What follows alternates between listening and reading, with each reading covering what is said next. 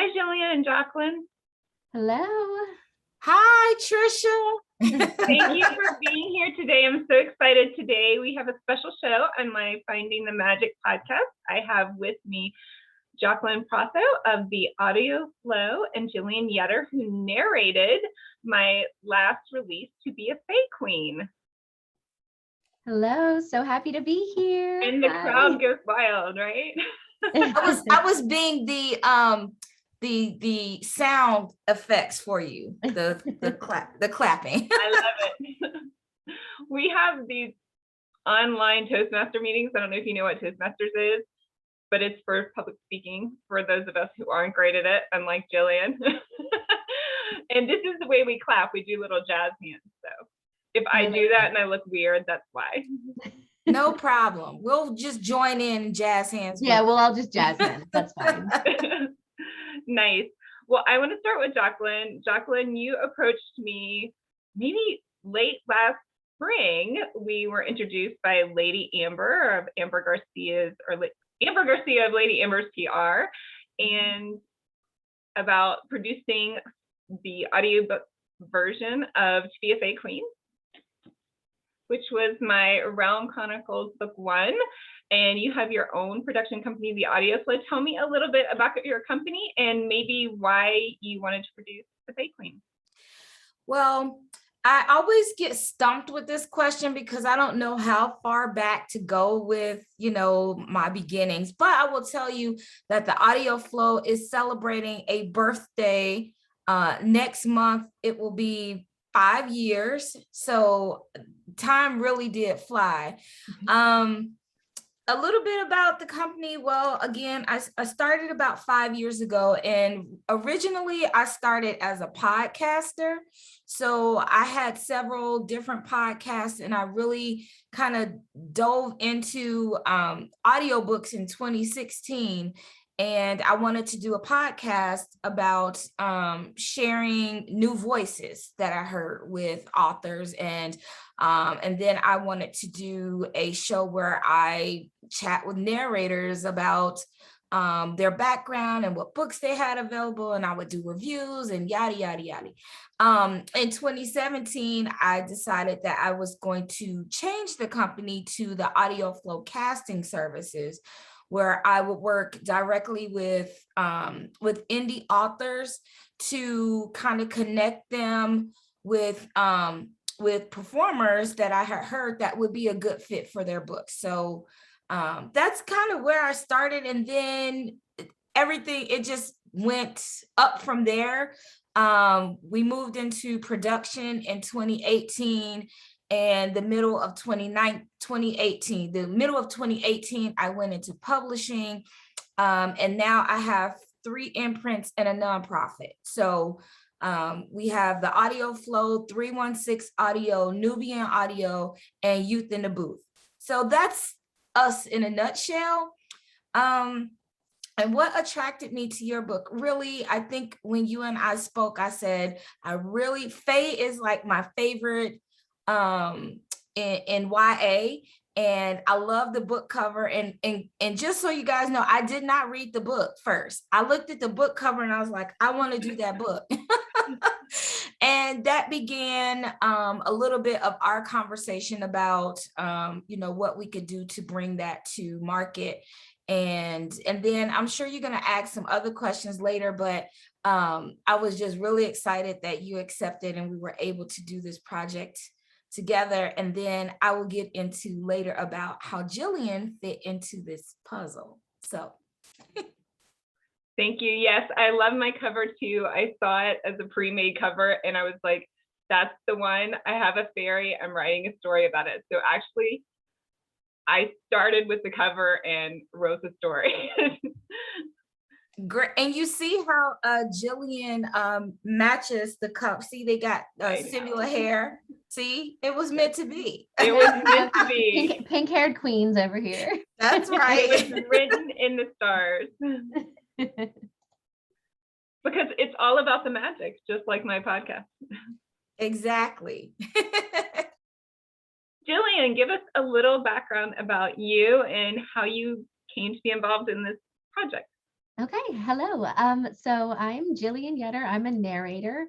I used to be a high school English teacher, and I have a chronic illness, which actually caused me to go on disability from the classroom, which was devastating. But when I went on disability, I needed something to connect with literature still because I was an English teacher, and it's just a huge passion of mine.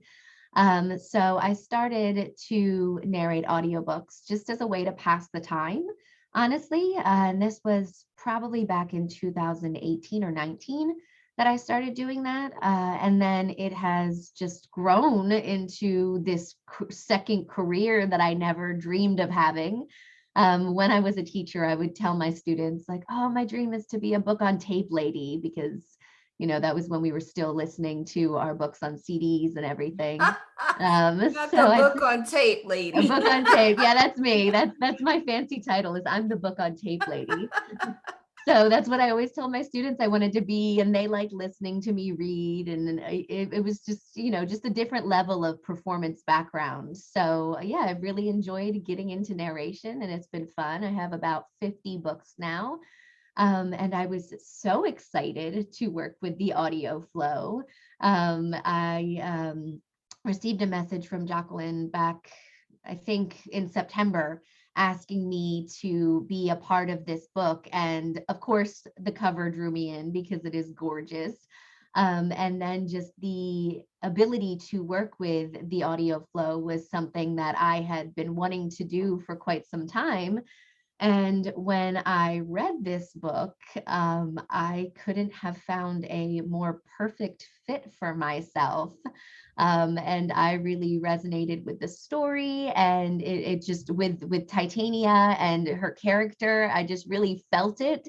And as I was recording it, it was just so easy to record because I just felt the whole story and I just felt connected to it. So and kudos to really strong writing there, where I just, could flow with the book so nicely. So yeah, it was a really fun experience. Thank you. That really warms my heart, because this character, I'm tearing up now. This character is so dear to my heart, and I fall in love with all my characters, really, but Titania, and I'm writing her. Well, her second story comes out the 20th, like in just a couple of days, January 20th, 2022.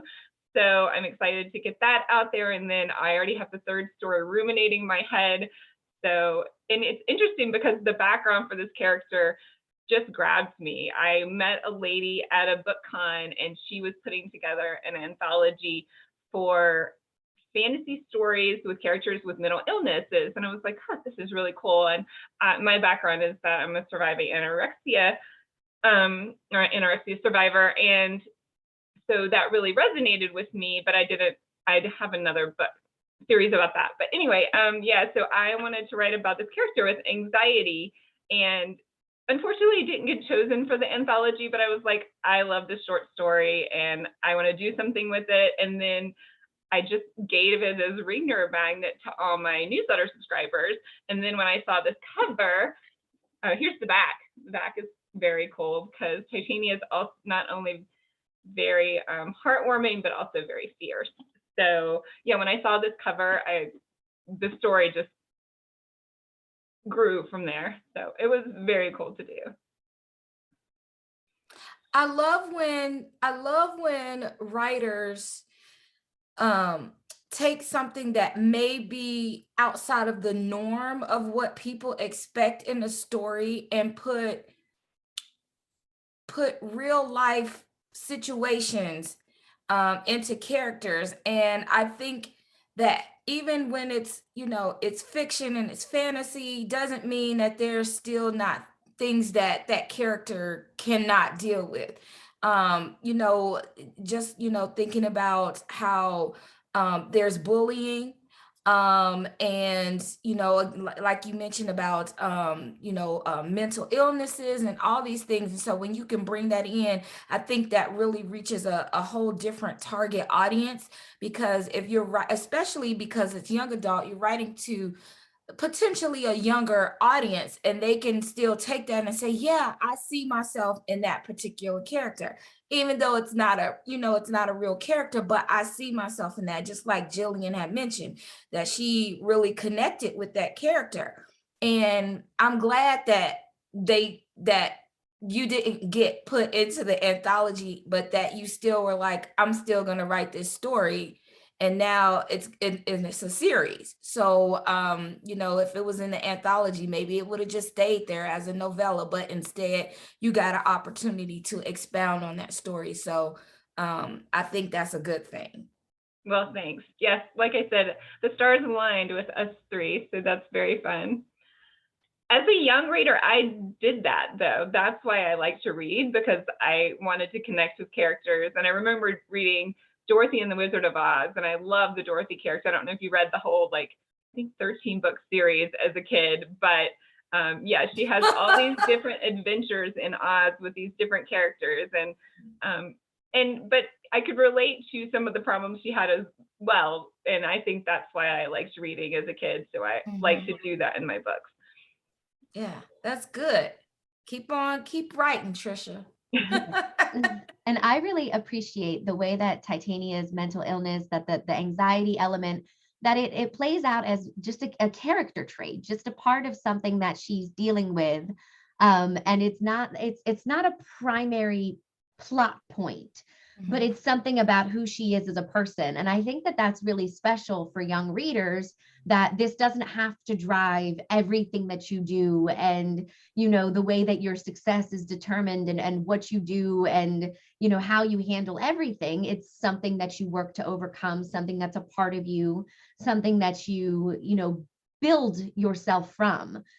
So I absolutely love that about Titania, because we learned that she has these little quirks that are just fun and that are about her, and that people kind of question her strength and stability because of them, but it's who she is, and it's special.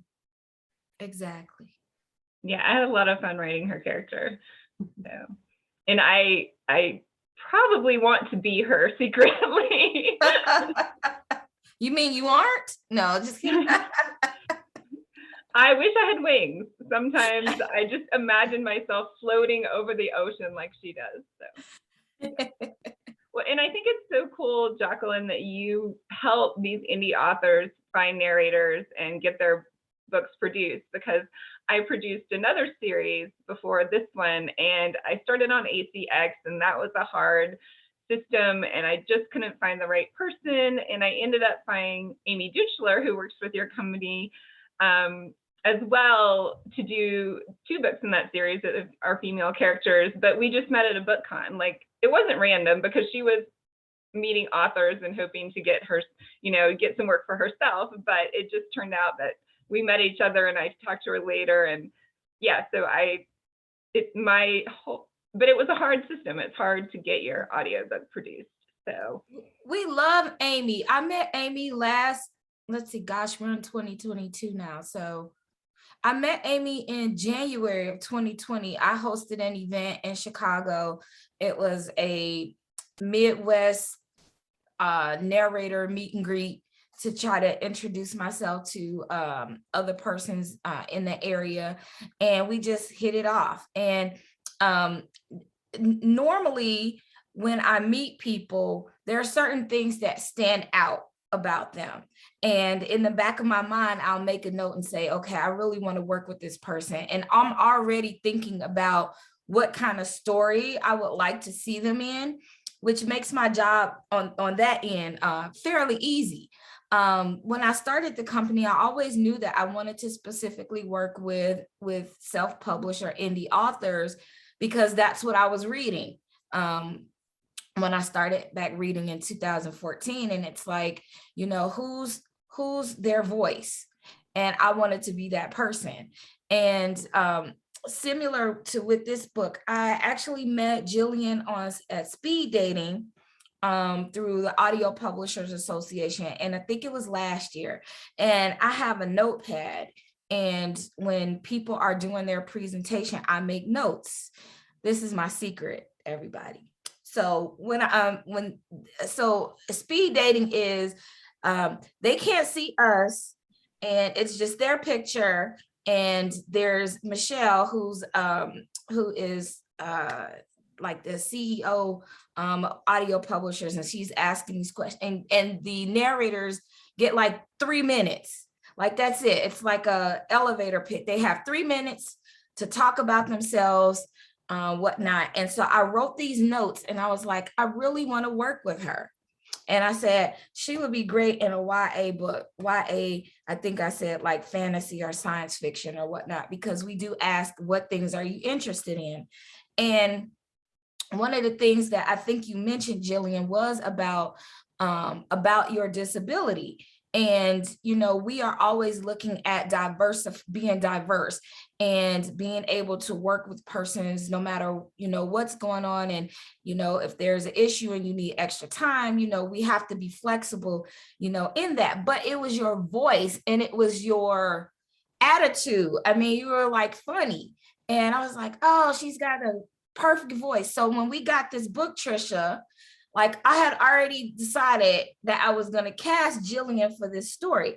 Like I didn't even have her audition. I just said, hey, I've got this book. Want to know, would you be interested in narrating? And that's the part I like, is when I can already have an idea. No, you don't have to audition. I know that you can perform this book for me and I want you to do this book. Are you interested? When can you do it? And that's kind of how it happened with us. It was like, here's the book. When can you have it done? Okay, great. Let's do it. And, you know, and then we got to this point. So I love the casting process. I love meeting new people. ACX can be difficult, especially if you're just there and like, okay, it's a lot. I don't know what I should be doing. I'm not sure what I should be looking for, what I should be listening for. And I do talk to people about that too, about how to find the right voice. But this is part of why I created my company, so people don't have to worry about that part. It's like, here's my book. Okay, let me handle all of this for you, and then I will give you a great project. So got a little long-winded, but I wanted to talk about how I actually met Jillian and what she did that sparked my interest in wanting to hire her for Titania, which she does so well, because she's just got you have such a special and unique voice, and that's what I wanted for that character. Yes, the first time I heard it, it was like magic. It was like, this is the perfect voice for her, and I was so excited. Mm-hmm. I'm glad that you brought all of us together. Yay! You're Thank welcome. you. Yes, same. It was like everything aligned, like as we've said, because when I first read it, I said, this is exactly why I get into audiobooks, and this is what I'm looking to do. And, you know, a Fae Queen, a teenager, I have a young voice, and I used to teach high school. I love doing books that I could recommend to my teenagers. So, you know, that's an area where I just, you know, really, that's my little niche that I want to be in. And you saw that, and that was fantastic. That's so fun. Yeah, I have a little backstory about my favorite English teacher, and maybe I'll have her listen to this podcast. It inspired me much, but the one moment I will never forget is that she gave me a negative 120 on one of my essays. Because for every sentence pregnant or every run-on sentence, she took off 20 points. Oh my God. By the end of my 8-page paper, I had a negative 120. Yeah, that made a big impression. Wow. So now, do you over punctuate? I don't use semicolons in Okay. my writing. Oh, I don't know if you either of you noticed. Well, if you didn't read it, Doc, but I don't know if you noticed, Jillian, but I do not use semicolons. My editor will try and sneak them in there sometimes, and I'm like, oh no. I think I did maybe let her keep 1 or 2 in one book. So I was like, oh, you're breaking me down here, but I don't like semicolons, and I don't know why. So funny. I have to say that's probably one of my favorite pieces of punctuation. So. Oh gosh. I don't think I've ever heard anybody say their favorite punctuation is a semicolon. Because it's like, it's a pause stop. I mean, it's like. I love it.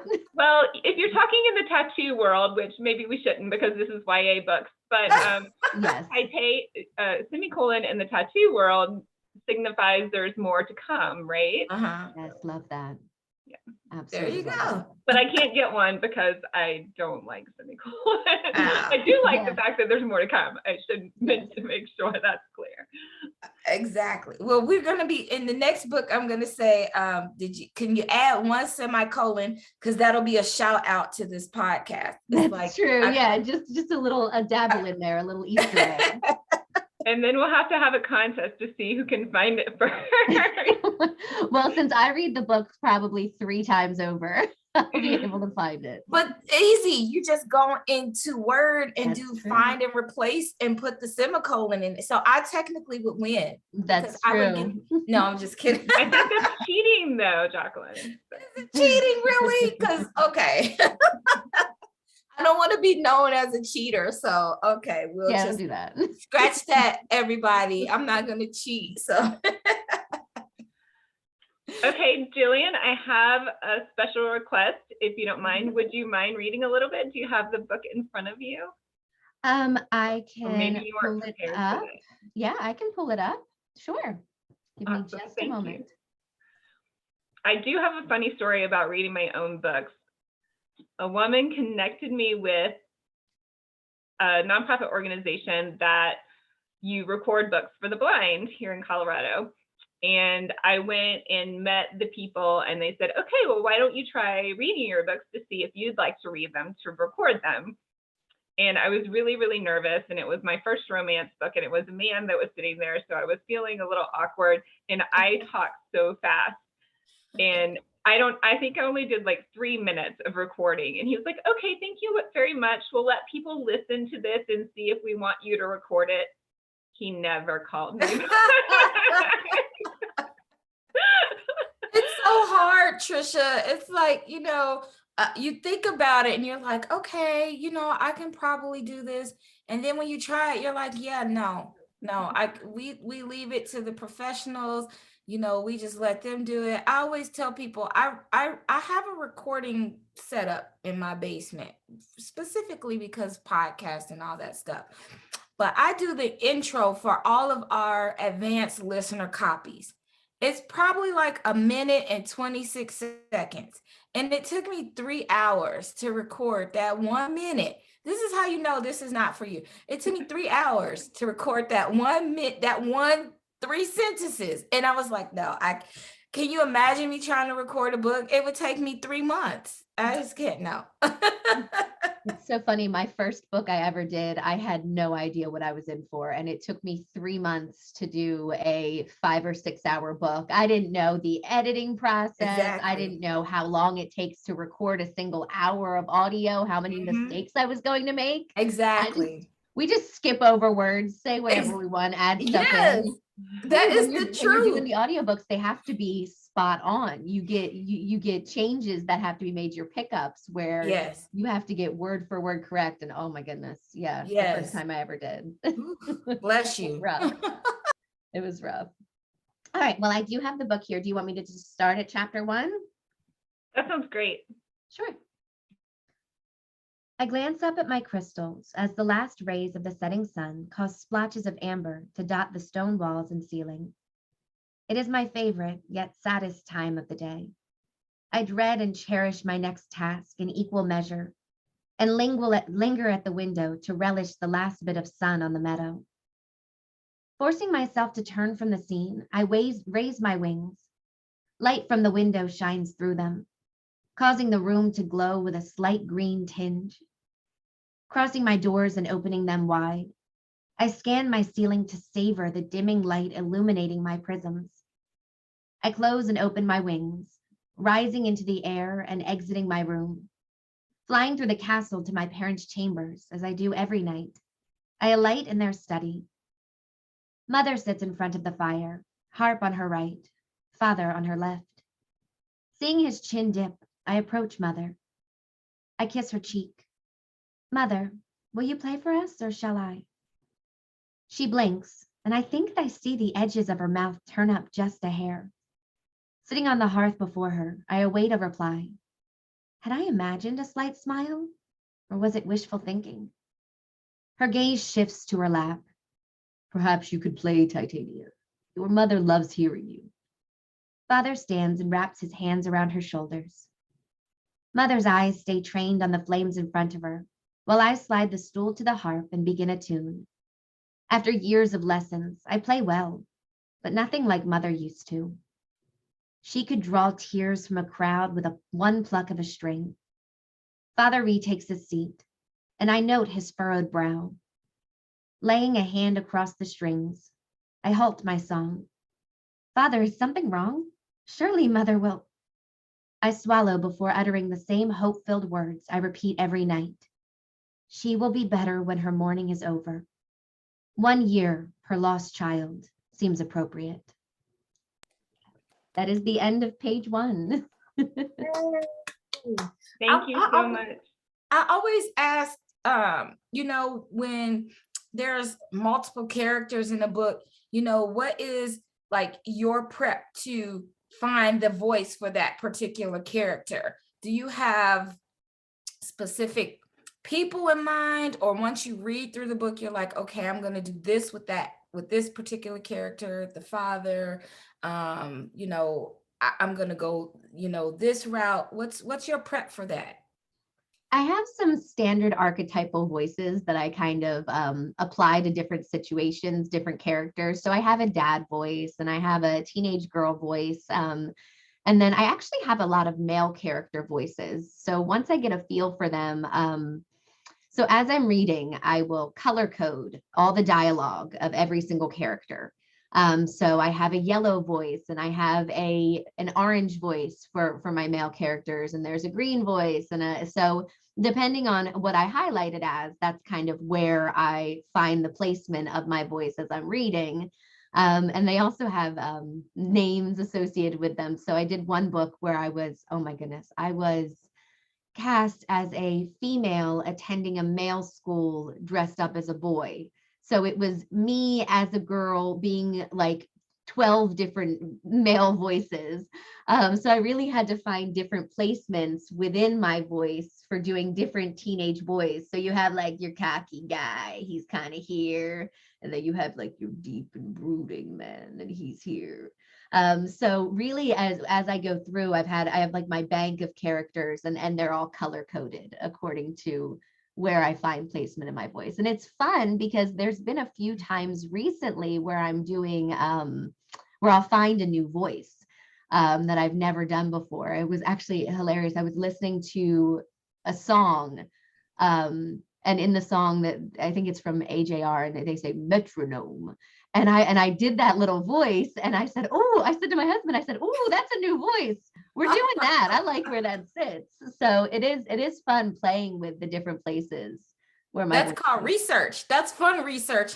I'm just, I like that voice. That came out really nice. Let me bank that. Yeah, it's like a good smooth man voice. And I'm like, okay, I can do that.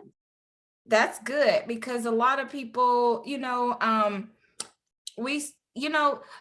duet has become more popular, especially since the pandemic, duet and multicast. But there are still people who, if a majority of the book is, a single POV, and then you've got a splash of all these characters, of course, we're not going to have somebody come in and read specifically for every character. So when you've got a gazillion characters you have to, narrate for, I can imagine that it's fun, trying to play off what you already have. And have you ever been in a book and, even though you color coordinated them, that you ventured off a little bit and did something a little bit different with that character than you normally would have?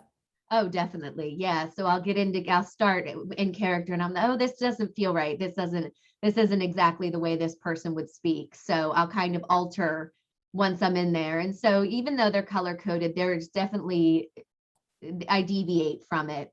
And actually, as far as multiple point of views, that's one of my specialties, actually, is doing just me doing maybe like 5 different first person points of view. I've done many books. I'm actually narrating one right now where I'm Harper, I'm Ramona, and I'm Tim. So I have to do the whole chapters as Tim. That's really cool. Yeah, that's amazing. Yeah, I didn't, not knowing much about industry when I first got into it, and it only occurred to me, so at my Kingdom Journal series that I had produced an audiobook, Amy Duchler did the first two, and then I had male leads, male first person point of views for the next two books. So I found a male narrator for that, Dan Delgado, who Amy introduced me to.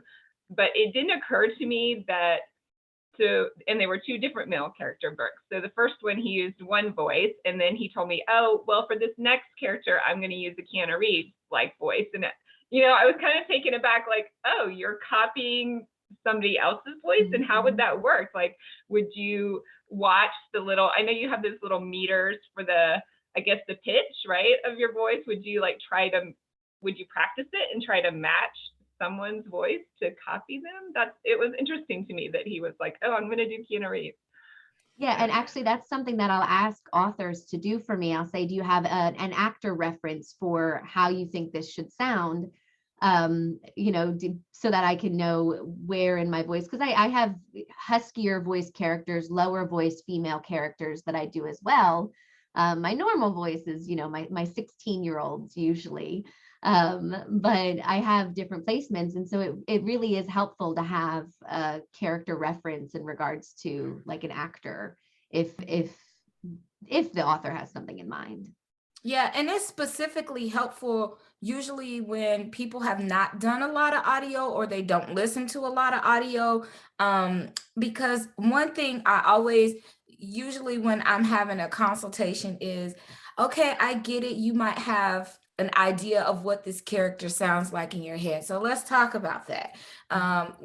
What television show, or, like Jillian said, what character, what actor in what movie or TV show are you looking for? And then that way I can translate that back to the performer, especially during the audition process, and say, okay, they're like this person. I was doing a book and it was pretty much all teenagers, but it's a really odd book. And so I had to recast because the original narrator had retired or something had happened. And I was like, okay, great. I have to recast this book. They don't need to sound exactly like the other person, but I need to be able to get them into the same frame of mind as the other narrator used with these characters. So I was like, think Pretty Little Liars and the Heathers and Jawbreakers all wrapped up in one. These are these characters.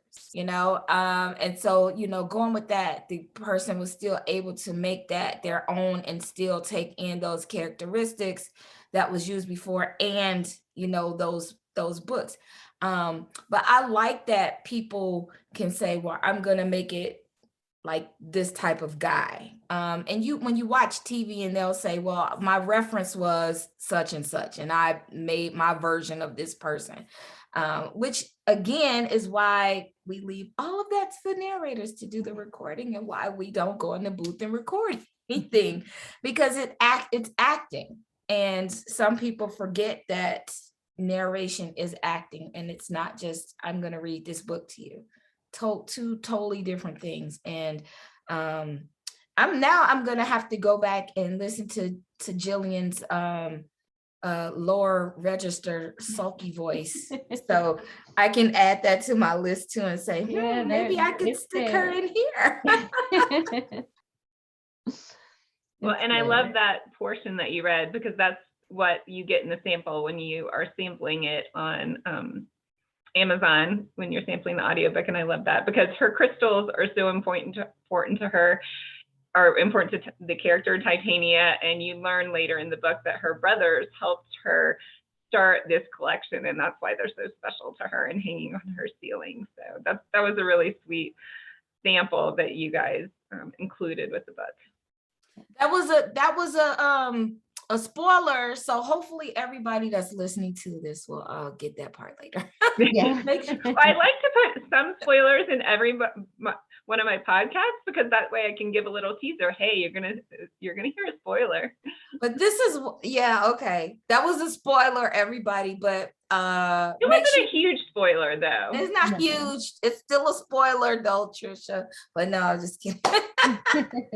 But Tricia, I have a question for you. So when you were writing this particular series, since we are talking about audio, and you did mention that Jillian really captured the voice of Titania, when we were going into this, did you have any other ideas about how you expected any of the other characters to sound, and how close or over and above what you expected was Jillian in performing all of these other characters? She did great. And I'm a major crier, so well, maybe I shouldn't even, maybe I shouldn't say I'm a major crier, but I get emotional about things. So when I first heard Jillian's voice with us, I was like, oh wow, she got all the characters right. And I pretty much play my books out in my head like movies, but she landed all of them. I mean, Jillian is 15 years old. No, sorry, Jillian, Titania. I'm even mixing up your names. You're the same person to me now. Hold on 1 second. Okay. Hey, puppy. Hey, my dog is now looking around because he hears her dog barking. He wants to find his friend. Exactly. But this is what the norm has come to. You know, everybody's zooming and recording, so we don't even care about the dogs barking in the background, or the kids crying or anything. It's all normal. Kids bursting through the door. It happens. It does. Yeah, somebody was outside, so she was freaking out. But yeah, so my character Titania is 15 years old. She's been very sheltered in her life, and she's she has this anxiety about a lot of things. So she's just very unsure about a lot of things, except for the fact that she knows her role and she knows where she wants to go. And all the people that came into her life, Foster is one character who is her guard initially and becomes her friend. And he was new as a guard. He was new in the military, so he's a little bit unsure of his role and what he needs to do. So I think she landed that one great. And then we have two other male characters, and her father, who is obviously the king, who hands down his crown, and yeah, nailed all of them. So it was a lot of fun. And Elfrida, her handmaid / Death stand-in mother, which I'm not gonna do any more spoilers with that. Elfrida was a fun voice to do. She was fun. Yes. So I really love the development of Titania and Foster's relationship. And I also love your Foster voice, which I would, whatever color he is on your spectrum, I just, it was just something like different that you did with like his character. Like Tricia mentioned about him being a new guard, and you can hear all of that play out in his character. Like, I'm not really sure what I should be doing at this particular point, but you can hear the uncertainty or the vulnerability, in that. And one of the things that I love working with professionals in this industry is that you guys can take that script and really delve into the character and make it your own, and like create their voice, I guess, or create their character from your interpretation. We allow you to make your own interpretation and not give you so much information like you have to do it this way, but you take that and you run with it.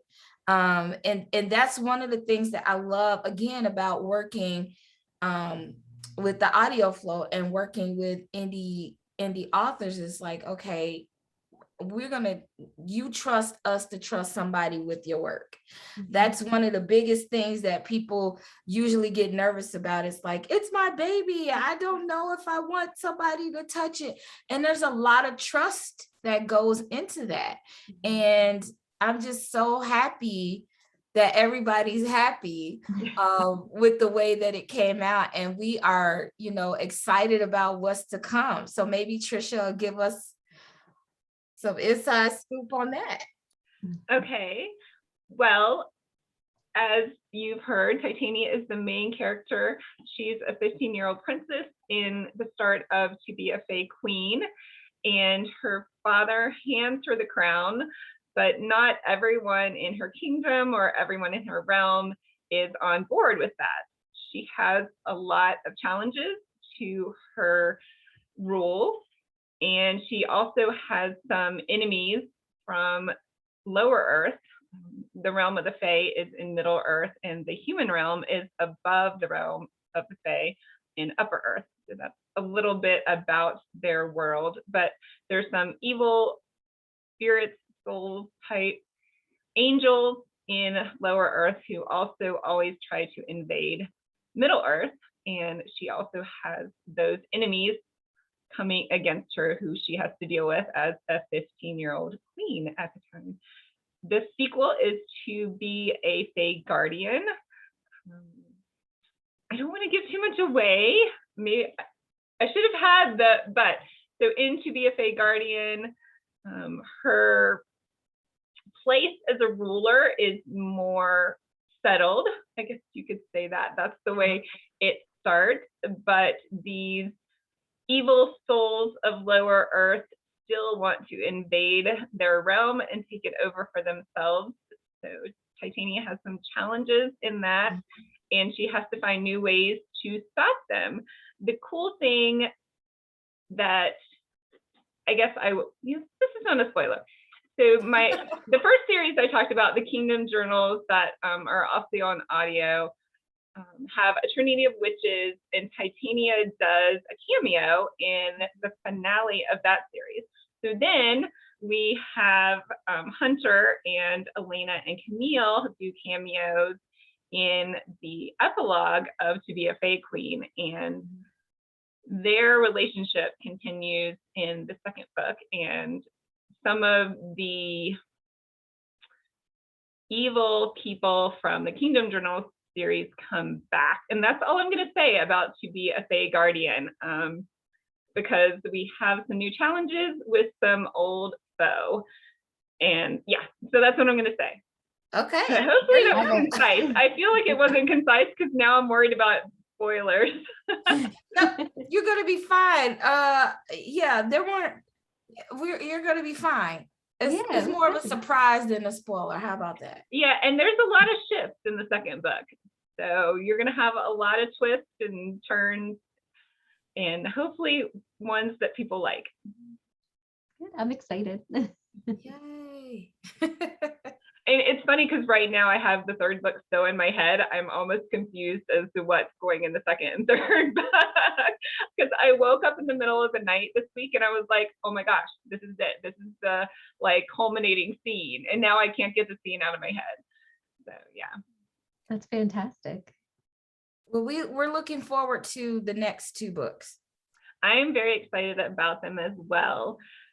Thank you so much for being here, guys. This has been so fun. Thank you. Thank you so much for having us. Yes, thank you for having us. We'll come back anytime you want us. Yes. Oh, good. Because when we release the audiobook for the second book, you guys can come back and talk about that as well. Awesome. So To Be a Fae Queen is out on audiobook. It came out a little over a month ago in December of 2021. And the follow-up, To Be a Fae Guardian, releases January 20th, 2022. But thank you so much to the Audio Flow. Loved working with you guys. And thank you to Jillian for making this book magical. Thank you so much. It was such a pleasure working with you. Great. And thank you. Yeah. Thank you guys for being here as well. Thank you. Bye. Bye. Bye.